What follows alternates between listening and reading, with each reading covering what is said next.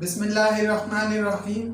Rabbi इश्रह ली सदरी व यस्सिर ली अमरी वहलुल उक़दतम मिन लिसानी यफ़क़हू क़ौली।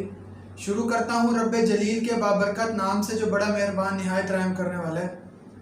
बेटा हम आज यूएचएस का यूनिट नंबर 10 को डिस्कस करेंगे और यूएचएस का यूनिट नंबर 10 जो है वो आपके बुक का फर्स्ट ईयर के चैप्टर नंबर 14 का जो टॉपिक है वो इम्यूनिटी का टॉपिक है। मोस्ट इम्पॉर्टेंट है। कुछ टेक्निकल चीज़ें हैं, कुछ आपको एज पर बुक पढ़ाया जाएगा और कुछ उस पैटर्न पे पढ़ाया जाएगा जिस पैटर्न पे यूएचएस के अंदर एमसीक्यूज पूछे जाते हैं। टॉपिक का नेम है बेटा इम्यूनिटी।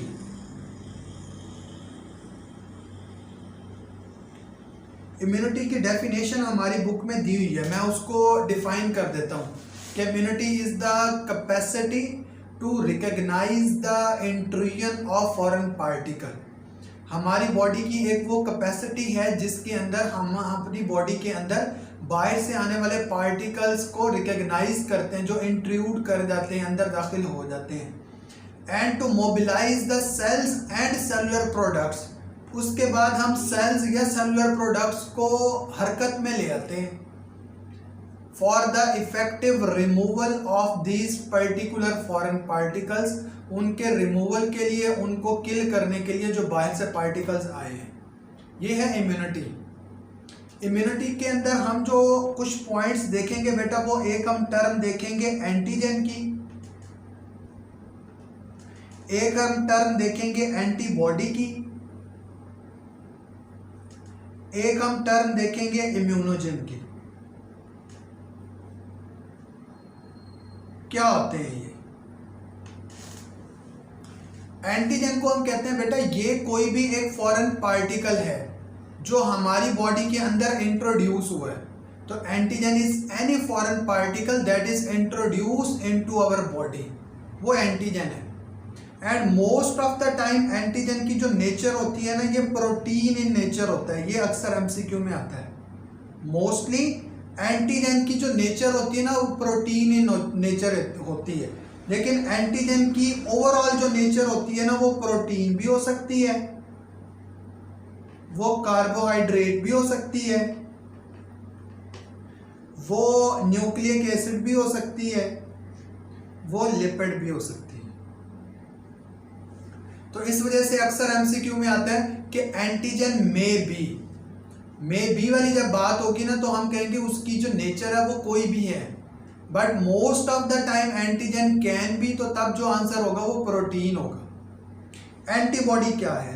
एंटीबॉडी को हम कहते हैं these are the particular molecules which are formed in response of the antigen.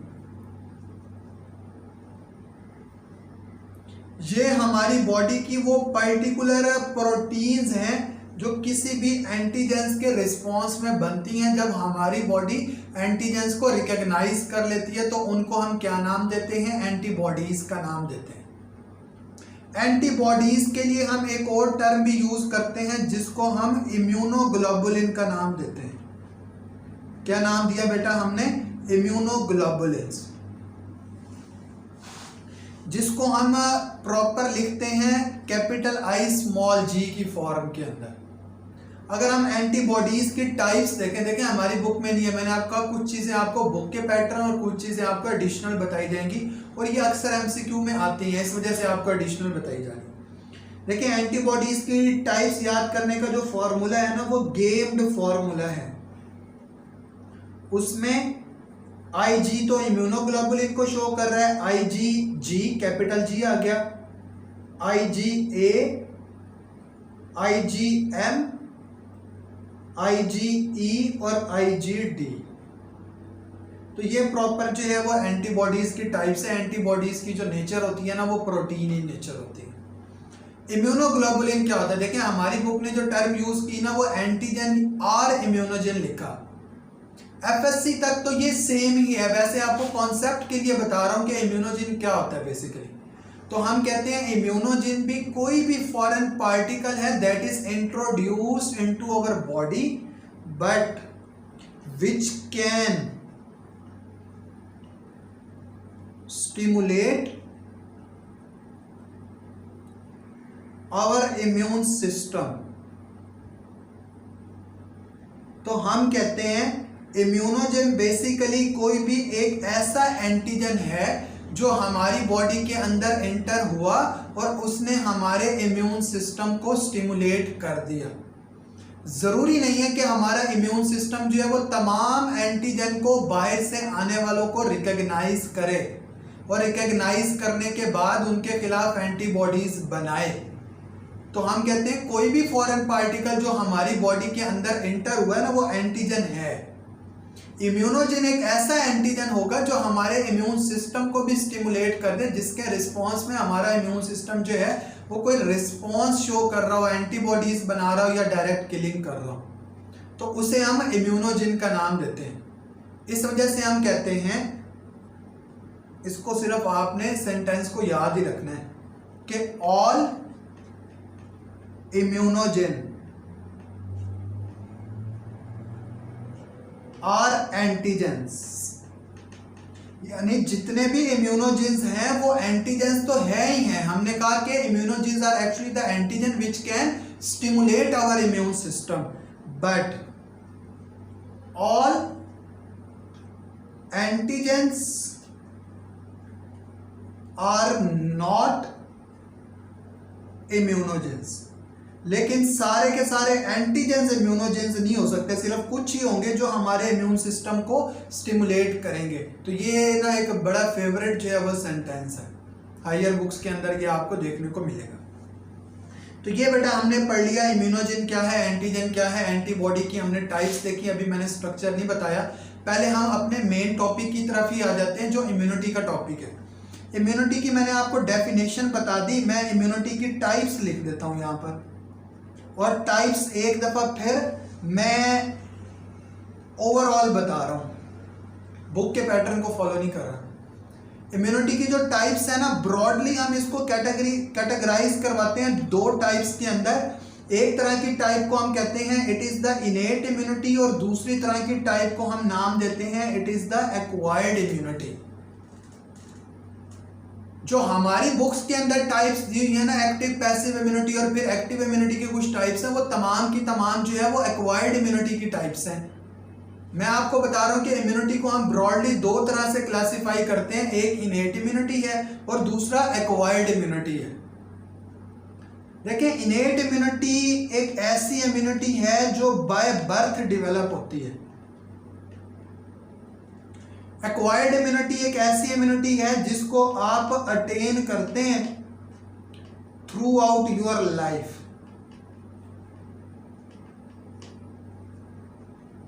Through out our life. Innate immunity को हम कहते हैं it is actually the non specific type of immunity.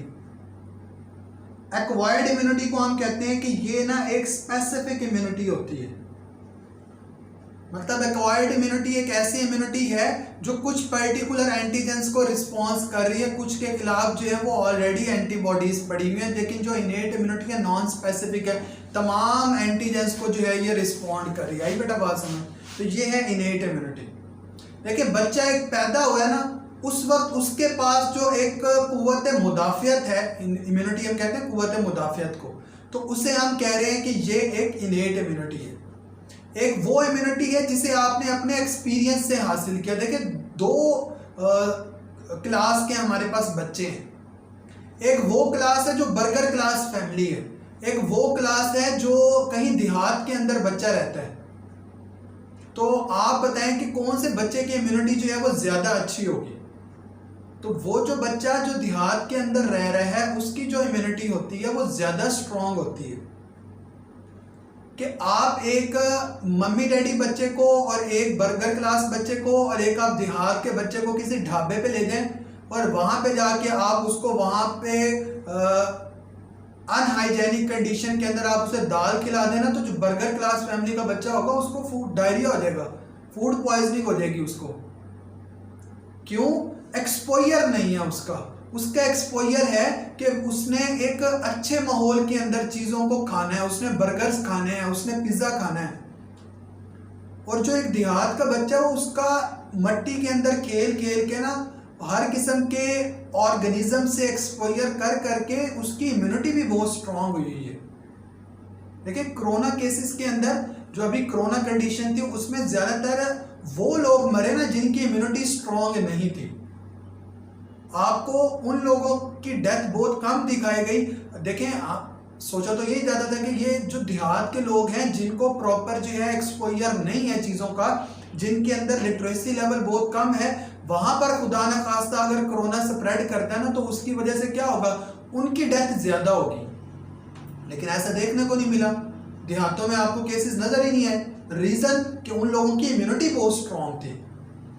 तो एक्वायर्ड इम्यूनिटी एक ऐसी इम्यूनिटी है जिसको हम अटेन करते हैं थ्रू आउट द लाइफ। जितना हमारा ज्यादा एक्सपोजर होगा बाहर के फॉरेन पार्टिकल्स के साथ, उतनी हमारी इम्यूनिटी स्ट्रॉन्ग होगी। जितना हमारा कम एक्सपोजर है उतनी हमारी इम्यूनिटी कम है। बेसिकली इनेट इम्यूनिटी, हम कहते हैं कि जो इनेट इम्यूनिटी होती है ना, उसके अंदर 3 लाइन ऑफ डिफेंस होती हैं। एक फर्स्ट लाइन ऑफ डिफेंस, एक सेकंड लाइन ऑफ डिफेंस और एक थर्ड लाइन ऑफ डिफेंस।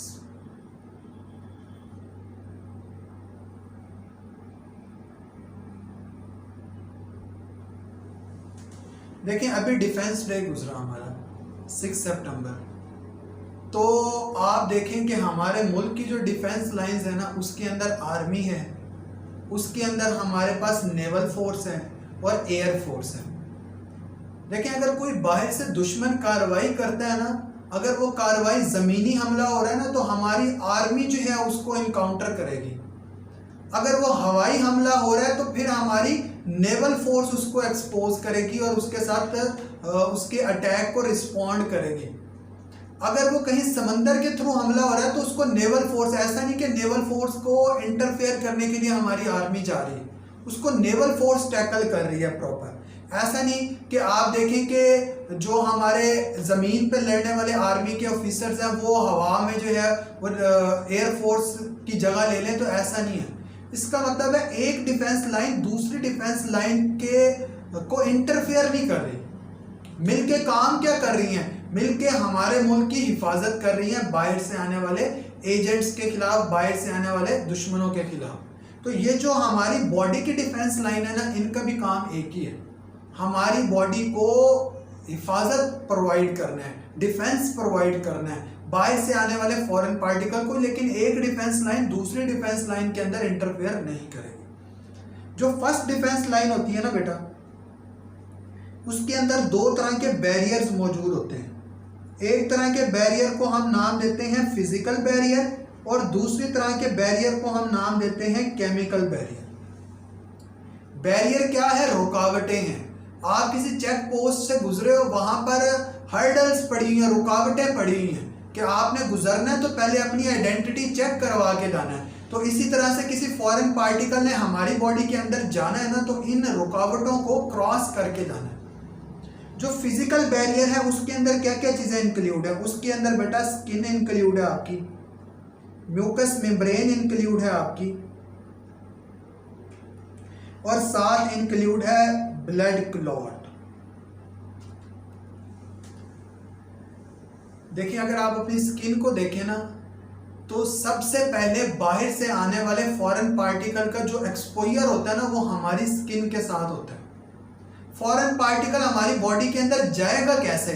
जहां जहां पर ओपनिंग्स मौजूद हैं, और स्किन के लेवल पर आपको ओपनिंग्स बहुत कम जगह पर नजर आ रही है। माउथ के लेवल पर है, ईयर के लेवल पर है, नोज के लेवल पर है, जो एक्सपोज्ड आपको ओपनिंग्स नजर आ रही है। मतलब ये वो पर्टिकुलर प्लेसेस हैं जहां से कोई फॉरेन पार्टिकल जो है हमारी बॉडी के अंदर इंटर हो सकता है, आई के लेवल से भी हो सकता है।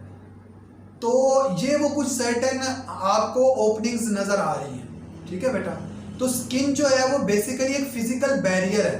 देखिए मेरा हाथ है, वहां पे कोई ओपनिंग मौजूद नहीं है, यहां से तो कोई फॉरेन पार्टिकल अंदर जा ही नहीं सकता। इसका मतलब ये है कि हमारी स्किन जो है वो फिजिकली उसकी शेप ऐसी है, वो चीजों को जो है वो अंदर जाने से रोक रही है। तो skin acts as a physical barrier. Mucous membrane, mucous membrane आपके रेस्पिरेटरी ट्रैक में है, म्यूकस मेम्ब्रेन आपके डाइजेस्टिव ट्रैक में है। जब हमने पढ़ा था कि म्यूकस मेम्ब्रेन का काम क्या होता है, म्यूकस की प्रोडक्शन करवाना है।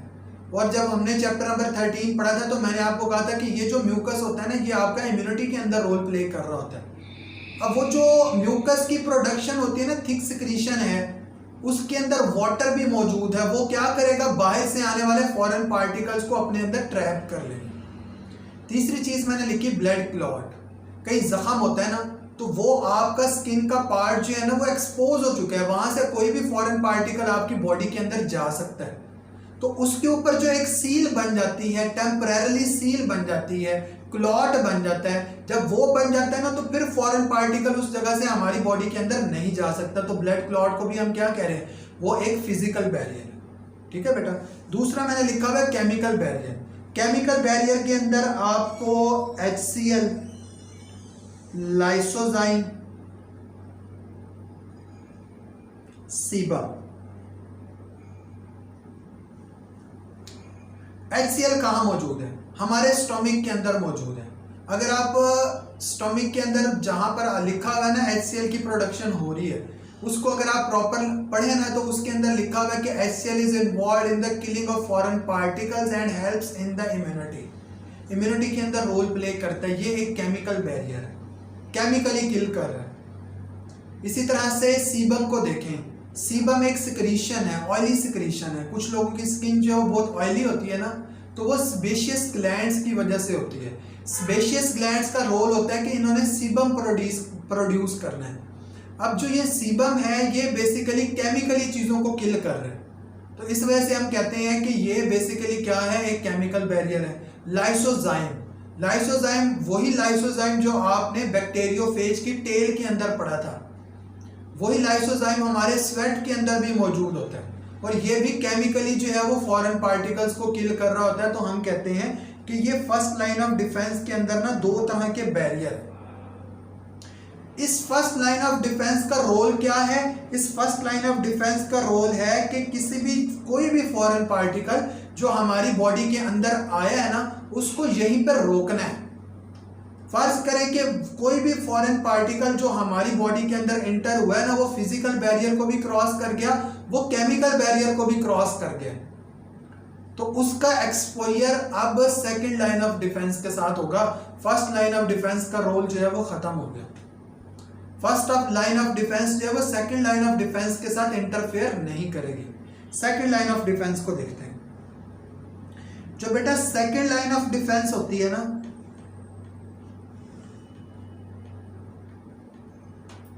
उसके अंदर क्या क्या मौजूद है, उसके अंदर मौजूद हैं आपके ब्लड,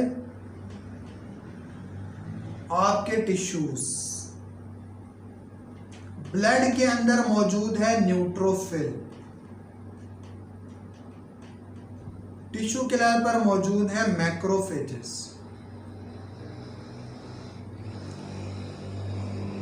इसका मतलब ये हुआ, हमें फर्स्ट लाइन ऑफ डिफेंस का रोल बड़ा वाज़ेह नजर आ गया कि फर्स्ट लाइन ऑफ डिफेंस ने किसी भी फॉरेन पार्टिकल को ब्लड या टिश्यू तक नहीं पहुंचने देना।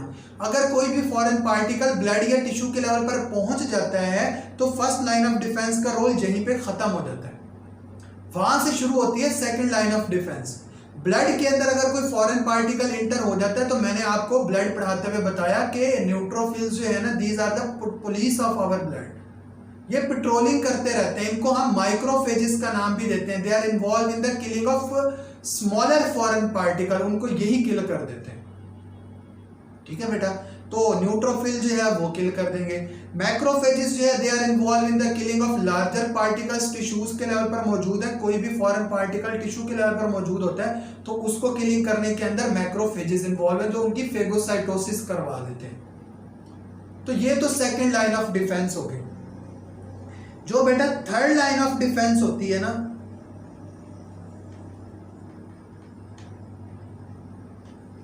ये बनाती है हमारा इम्यून सिस्टम। क्या बनाती है? हमारा इम्यून सिस्टम बनाती है। और इम्यून सिस्टम बनाने के लिए जो सेल्स हैं, उन्हें हम नाम देते हैं लिम्फोसाइट्स का। क्या नाम देते हैं? लिम्फोसाइट्स का। कौन कौन से लिम्फोसाइट्स हैं? एक बी लिम्फोसाइट और एक टी लिम्फोसाइट। अगर आपको याद हो ना तो ब्लड सेल्स पढ़ाते हुए मैंने आपको कहा था कि जो बी और टी लिम्फोसाइट है ना, इनकी डिटेल जो है वो इम्यूनिटी के टॉपिक में आएगी। हम यहाँ पे देखेंगे कि बी और टी लिम्फोसाइट्स बन किधर रहे हैं, मैच्योर किधर हो रहे हैं, टी लिम्फोसाइट्स किधर फॉर्मेशन हो रही है, किधर मैचुरेशन हो रही है, बी टी लिम्फोसाइट्स को आखिर ये नाम क्यों दिया गया है, और ये कर क्या रहे हैं, हमारा इम्यून सिस्टम बना रहे हैं, और इनकी टाइप्स भी हमने देखनी है। पहले बी लिम्फोसाइट्स की फॉर्मेशन और मैचुरेशन देख लें। फॉर्मेशन एंड मैचुरेशन, बी की भी और टी की भी। बी लिम्फोसाइट के बारे में याद रखिएगा कि इसकी फॉर्मेशन और मैचुरेशन दोनों बोन मैरो के अंदर होती है। The formation of B lymphocytes and the maturation of B lymphocyte occur in the bone marrow, while the formation of T lymphocyte occur in the bone marrow. इसकी formation bone marrow में हो रही है T lymphocyte की, इसकी maturation जो है वो थाइमस के अंदर हो रही है, जो कि एक लिम्फॉइड मास है, थाइमस के अंदर हो रही है इसकी मैचुरेशन। ठीक है बेटा, तो हमने फॉर्मेशन मैचुरेशन देख ली। हम देखते हैं बी लिम्फोसाइट का नाम, बी लिम्फोसाइट किस बेस पे रखा गया है। बी लिम्फोसाइट्स का नाम बी लिम्फोसाइट रखा गया बर्सा ऑफ फैब्रिशियस की बेस पे, जो आपको येलो बॉक्स के अंदर मिलेगा। बर्सा ऑफ फैब्रिशियस क्या है, एक लिम्फॉइड मास है जो कि wall of cloaca of birds में है, यंग बर्ड्स में। क्लोएका हम ओपनिंग को कहते हैं। तो वहां पर जो है एक लिम्फॉइड मास मौजूद है जिसको बर्सा ऑफ फैब्रिशियस का नाम दिया जाता है। सबसे पहले बी लिम्फोसाइट्स को उन्हीं के अंदर डिस्कवर किया गया, तो बी से बर्सा और बी से बोन मैरो, सॉरी बी से बी लिम्फोसाइट। जो टी लिम्फोसाइट है इनका नाम टी लिम्फोसाइट रखा गया because they mature actually in the thymus. तो थाइमस की बेस पे हमने कहा कि ये क्या है, टी लिम्फोसाइट है। तो हमें पता चल गया कि बी और टी लिम्फोसाइट्स को, बी और टी लिम्फोसाइट किस बेस पे नाम रखे गए। हम देखते हैं कि बी और टी लिम्फोसाइट्स की टाइप्स कौन कौन सी हैं। फिर हम देखेंगे कि हमारे कौन से ये इम्यून रिस्पॉन्स के अंदर इन्वॉल्व है। एक तरफ है बी लिम्फोसाइट और एक तरफ है टी लिम्फोसाइट। पहले मैं टी को एक्सप्लेन करता हूं। बेटा टी लिम्फोसाइट्स की जो टाइप्स होती है ना, इसके अंदर आप हेल्पर टी पढ़ते हैं, किलर या फिर मेमोरी टी सेल्स। किलर को आप साइटोटॉक्सिक भी कहते हैं। ये कुछ टाइप्स हैं टी लिम्फोसाइट की। देखें टी लिम्फोसाइट की एक टाइप आप पढ़ चुके हैं chapter number 5 variety of life viruses के टॉपिक में, जहां आपने पढ़ा था HIV infects the helper T lymphocytes. वहां पे सिर्फ ये नहीं लिखा था कि ये टी लिम्फोसाइट को, बल्कि उसकी टाइप को पर्टिकुलरली मेंशन किया, जो कि हेल्पर टी लिम्फोसाइट थे। देखिए एक टाइप जो है वो किलर टी लिम्फोसाइट है और आखिरी जो टाइप है वो मेमोरी है। हेल्पर टी लिम्फोसाइट्स का रोल क्या होता है? हेल्पर टी लिम्फोसाइट्स का रोल होता है रिकॉग्निशन करवाना, पहचानना, recognition of foreign particle.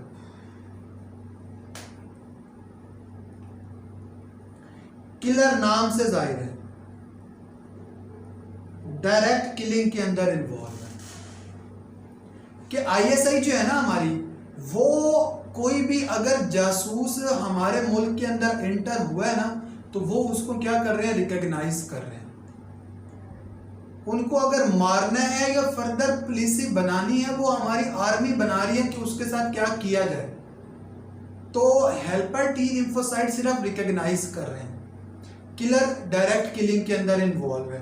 Memory क्या कर रहे हैं? मेमोरी नाम से जाहिर है डाटा फीडिंग कर रहे हैं कि कितने बाहर से जासूस आए, कितनों को मार दिया गया और कितनों को रिलीज कर दिया गया।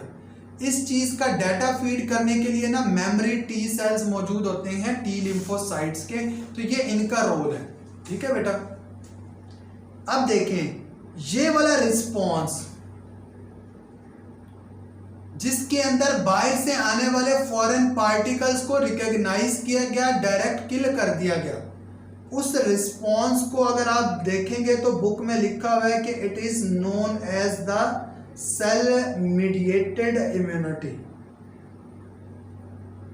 सेल मीडिएटेड रिस्पॉन्स भी कहते हैं, सेल मीडिएटेड इम्यूनिटी भी कहते हैं, कि एक वो रिस्पॉन्स जिसके अंदर बाहर से आने वाले फॉरेन पार्टिकल्स को रिकॉग्नाइज किया जाए, डायरेक्ट किल कर दिया जाए, सेल मीडिएटेड रिस्पॉन्स है। अब देखिए टी लिम्फोसाइट्स जब बाहर से आने वाले फॉरेन पार्टिकल्स को रिकॉग्नाइज करते हैं, उनको किल करने की कोशिश करते हैं, लेट्स सपोज वो किल नहीं हो सकते, then T lymphocytes are involve in the activation of B lymphocytes. तो टी लिम्फोसाइट्स कहते हैं काका मेरे हाथ खड़े हो गए ने, हुण तुसी संभालो गुरुजी। तो टी लिम्फोसाइट्स बी लिम्फोसाइट्स की एक्टिवेशन करवाते हैं। बी लिम्फोसाइट्स के अंदर आप दो तरह के सेल्स पढ़ेंगे। एक तरह के सेल्स को हम नाम देते हैं प्लाज्मा क्लोन सेल्स, और दूसरे तरह के सेल्स को हम कहते हैं memory cells of B lymphocytes. अब देखें प्लाज्मा क्लोन का रोल क्या होता है। They are involve in the production of antibodies. MCQ आता है अक्सर, देखिए उसको आपने कैसे अटेम्प्ट करना है। अगर एमसीक्यू आ जाए कि antibodies are produced by the, options देखें, अगर ऑप्शन में हो बी लिम्फोसाइट, ऑप्शन में हो टी लिम्फोसाइट, ऑप्शन के अंदर हो न्यूट्रोफिल्स, ऑप्शन के अंदर हो बेसोफिल्स, तो आंसर होगा बी लिम्फोसाइट। अगर एमसीक्यू आ जाता है कि antibodies are produced by the, option में है टी लिम्फोसाइट, ऑप्शन में हमारे पास है बी लिम्फोसाइट्स, ऑप्शन में हमारे पास है प्लाज्मा सेल्स, और ऑप्शंस में हमारे पास है न्यूट्रोफिल्स, तो तब आंसर प्लाज्मा क्लोन सेल्स या प्लाज्मा सेल्स। क्योंकि बी लिम्फोसाइट की एक टाइप और भी है, वो एंटीबॉडी नहीं बना रही, तो फिर हम पर्टिकुलरली प्लाज्मा क्लोन सेल्स या प्लाज्मा सेल्स की बात करते हैं। ठीक है बेटा। तो एंटीबॉडीज जो है वो ये बना रहे हैं। एंटीबॉडीज क्या करेंगे, they interact with the antigen and involve in the formation of antigen antibody complex। जब ये कॉम्प्लेक्स बन जाएगा ना तो उस एंटीजन की virulent ability, disease causing ability खत्म हो जाएगी। Then it is engulfed by the phagocytes, phagocytosis हो जाएगी। इस तरीके से हम कहेंगे प्रोटेक्शन हो गई है, बाहर से आने वाले एजेंट्स जो है वो खत्म हो गए। ये जो रिस्पॉन्स होता है ना, इस रिस्पॉन्स को हम नाम देते हैं humoral response, in which B lymphocytes actually produce the plasma clone of the B lymphocytes produce the antibodies, antibodies interact with the antigen and involve in the formation of antigen antibody complex, and these antigen antibody complex is actually phagocytosed by the phagocytic cells, and these particular antigens are removed, killed, disintegrate, degenerate। ये जो response होता है ना, इस response को हम हीमोरल response कहते हैं। अब किस किस बाहर से आने वाले फॉरेन पार्टिकल्स के खिलाफ एंटीबॉडीज बन चुकी हैं, इसका डाटा सेव करने के लिए बी लिम्फोसाइट की जो टाइप है ना, उसको हम मेमोरी सेल्स कह रहे हैं, लेकिन ये मेमोरी सेल्स बी लिम्फोसाइट के हैं। तो अक्सर आप देखते हैं ना कि किसी भी पर्टिकुलर माइक्रो ऑर्गेनिज्म के खिलाफ जब एंटीबॉडीज बन जाती हैं तो वो एंटीबॉडीज हमारी बॉडी के अंदर ही रहती हैं। फिर ऐसा नहीं होता कि हमारी बॉडी बार बार एंटीबॉडीज बनाती रहे, वही ऑलरेडी प्रिपेयर एंटीबॉडीज का एक्सपोजर हो रहा होता है उन एंटीजेंस के खिलाफ जो रिपीट हो रहे हो। तो इस वजह से डाटा फीड किया जाता है कि अगर कोई बार बार पंगे लेने की कोशिश कर रहा है, बार बार कोई कीड़ा अंदर आने की कोशिश कर रहा है ना, तो उसके खिलाफ एंटीबॉडीज पहले से पड़ी हैं, वही ऑलरेडी प्रिपेयर्ड एंटीबॉडीज दी जाती है। आगे बेटा बात समझ। तो ये हमने पढ़ा हीमोरल रिस्पॉन्स और सेल मीडिएटेड रिस्पॉन्स क्या होता है। देखिए एक जो हमारे पास से इम्यूनिटी की टाइप है ना, उसको हम पीछे स्किप करके आए, और हमने कहा ये क्या है, एक्वायर्ड इम्यूनिटी है। और एक्वायर्ड इम्यूनिटी की टाइप्स कौन कौन सी होती हैं उनको भी हम देखते हैं। इसको हम ब्रॉडली क्लासिफाई करते हैं दो तरह से। एक तरह की इम्यूनिटी को हम कहते हैं एक्टिव इम्यूनिटी, और एक तरह की हम इम्यूनिटी को कहते हैं पैसिव इम्यूनिटी।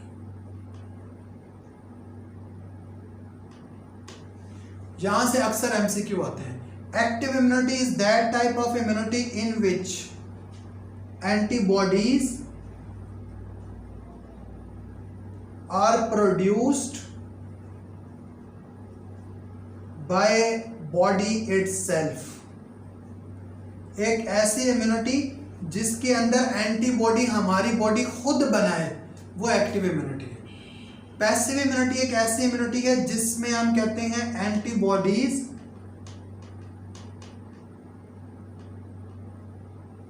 are injected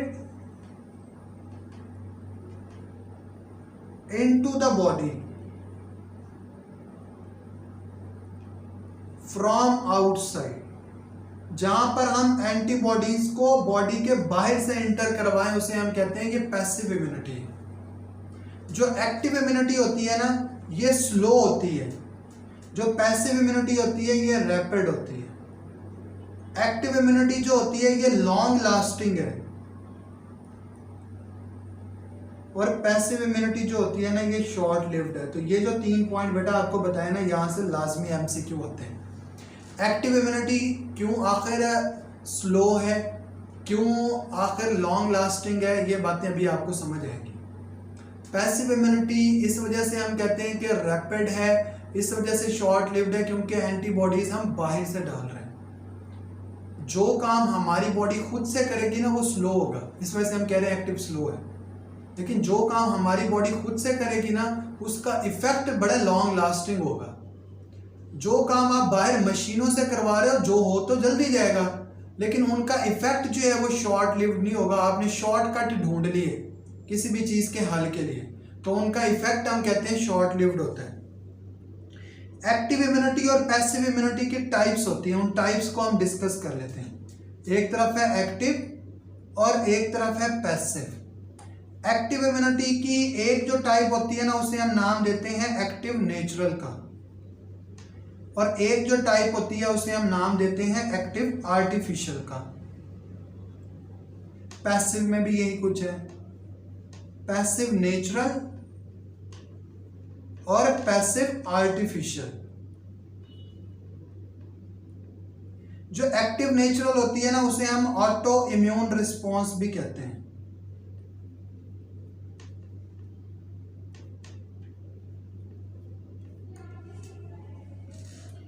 एक ऐसी इम्यूनिटी जिसके अंदर हमारी बॉडी एंटीबॉडीज खुद से बनाए, प्रोसेस भी नेचुरल हो, उसे हम कहते हैं एक्टिव नेचुरल इम्यूनिटी। जैसा कि आप बीमार हो गए, बीमार होने के आपने मेडिसिन नहीं ली, कुछ दिन बाद आप खुद ही रिकवर हो गए, खुद ही रिकवर हो गए, कोई स्टिमुलस नहीं लिया आपने, तो ये क्या है, ये हमारी बॉडी का ऑटो इम्यून रिस्पॉन्स है।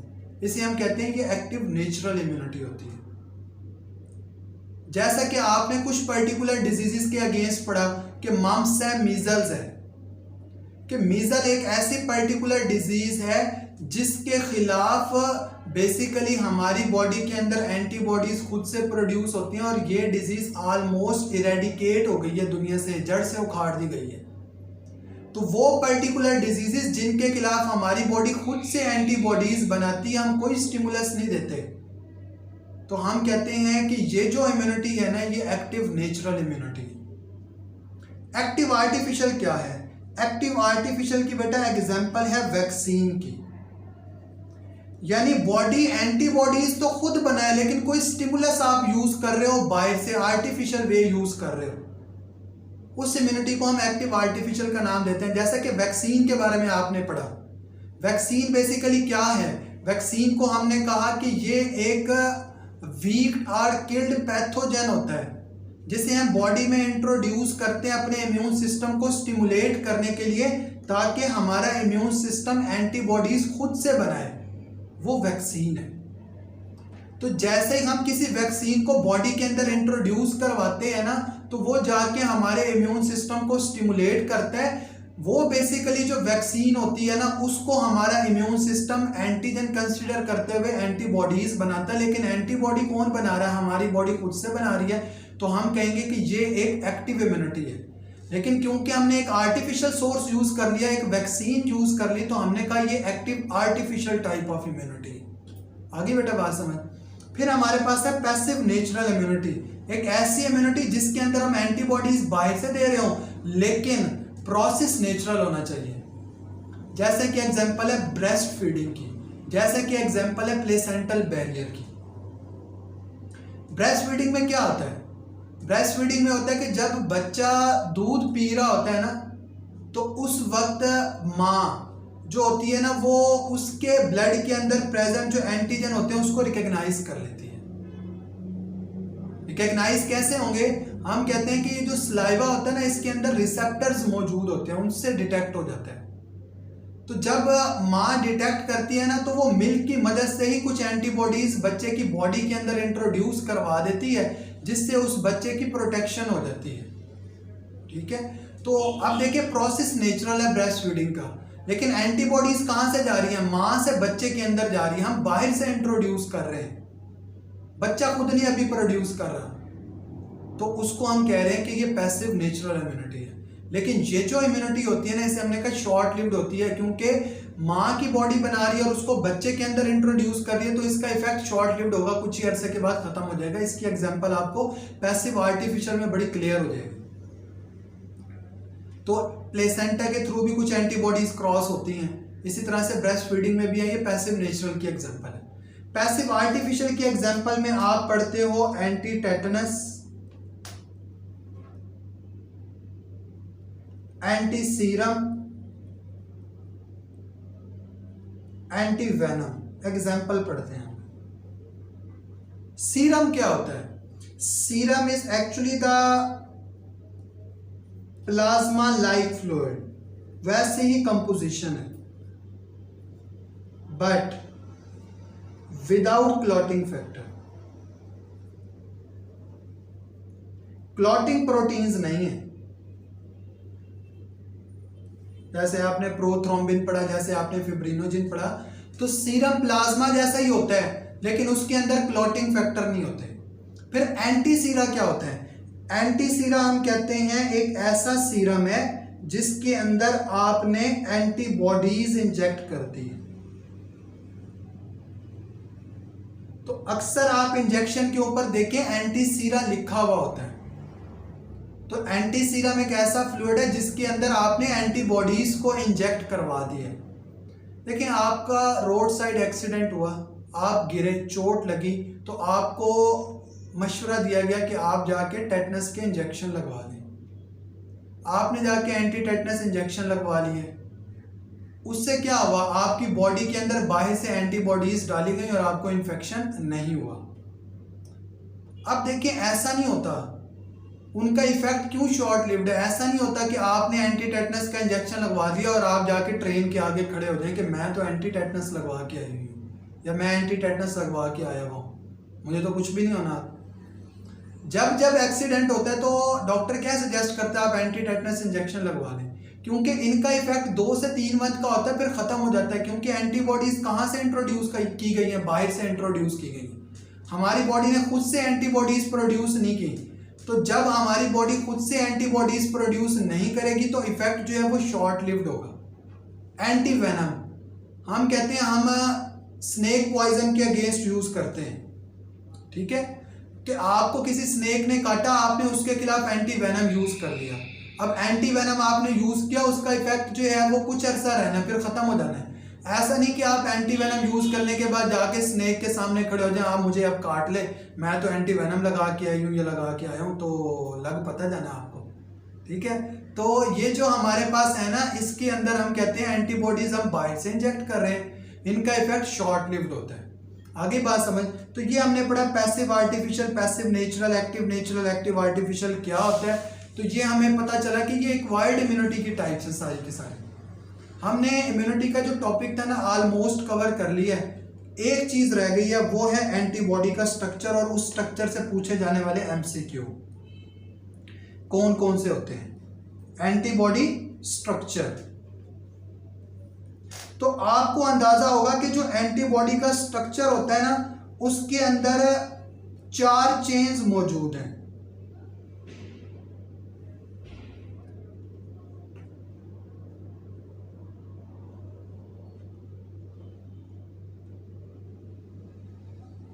दो आपको ऐसी हैवी चेन्स नजर आएंगी,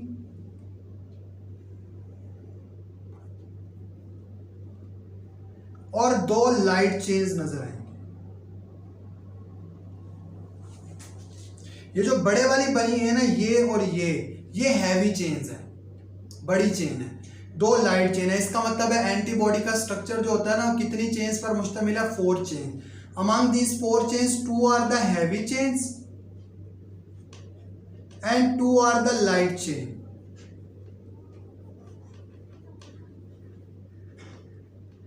हर चेन के ऊपर कितने रीजन मौजूद हैं? 2 रीजन मौजूद हैं। एक रीजन को V से शो किया हुआ है, एक को C से, एक को V से, एक को C से, एक को V, एक को C, VC। V for variable and C for constant. Her chain का स्टार्ट वाला जो रीजन आपको नजर आ रहा है वो वेरिएबल है। Why it is called as the variable? Because it is composed of the variable amino acids. Vary कर रहे हैं। जो कांस्टेंट रीजन है उसके अंदर सीक्वेंस ऑफ अमाइनो एसिड भी कांस्टेंट है। तो ये जो हम एंटीबॉडीज के टाइप्स बता रहे हैं ना, ये इस वजह से बता रहे हैं कि हमने कहा 5 टाइप्स है, तो ये वेरिएबल रीजन की बेस पे हम कह रहे हैं। ठीक है बेटा, कौन से रीजन की बेस पे कह रहे हैं? वेरिएबल रीजन की बेस पे हम कह रहे हैं। अगली बात कि हमारे पास ना हैवी और लाइट चेन्स के दरमियान आपको लिंकेजेस भी नजर आ रहे हैं। कौन सा लिंकेज मौजूद है? डाइसल्फाइड लिंकेज मौजूद है। 2 आपको नजर आ रहे हैं 2 हैवी चेन्स के दरमियान, और एक आपको नजर आ रहा है एक लाइट चेन और एक हैवी, और एक आपको नजर आ रहा है एक लाइट चेन और एक हैवी चेन के दरमियान।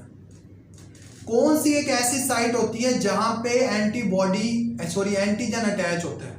तो ये जो वेरिएबल रीजन होता है ना, ये वो रीजन होता है जहां पर एंटीजन ने बाइंड करना होता है, कांस्टेंट रीजन पे नहीं करना होता। तो variety among the antibody depends upon the variable region of antibody. Constant तो सेम ही रहेगा। ठीक है, टोटल 4 चेन्स है, 2 हैवी चेन है, 2 लाइट चेन है, लिंकेजेस डाइसल्फाइड लिंकेजेस मौजूद हैं। एंटीजन ने कौन से रीजन पे आके अटैच होना है? वेरिएबल रीजन के ऊपर आके अटैच होना है। वैरायटी अमंग द एंटीबॉडी जो है वो वेरिएबल रीजन के ऊपर डिपेंड कर रही होती है। ठीक है, और लिंकेजेस कौन से हैं? डाइसल्फाइड लिंकेजेस हैं। तो ये हमने पढ़ा कि एंटीबॉडी का स्ट्रक्चर जो है वो कैसा होता है। ठीक है बेटा, तो ये आपका इम्यूनिटी का टॉपिक था। इसमें एक छोटा सा टॉपिक जो है वो वैक्सीनेशन से रिलेटेड भी है।